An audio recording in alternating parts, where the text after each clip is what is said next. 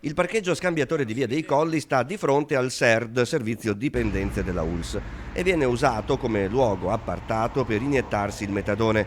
Queste le eloquenti immagini inviateci dai consiglieri comunali Davide Meneghini e Luca Felicetta della Consulta Ovest.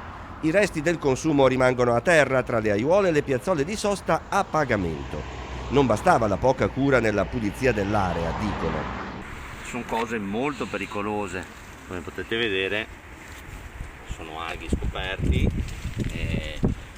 e questa si presta come zona essendo confinata da queste siepi, da questo verde tanto bello quanto problematico per questa situazione qui.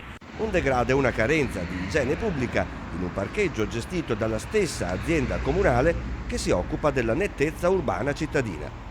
È veramente raccapricciante che ovviamente per trovare delle dosi della droga di questi farmaci in queste facilmente che si possono purtroppo facili preda da bambini, animali che potrebbero in qualche modo entrare in contatto, e non voglio pensare cosa potrebbe succedere. Io quindi invito la Giunta al più presto ad attivare un canale di dialogo con il SERT, perché questa situazione qui non è accettabile.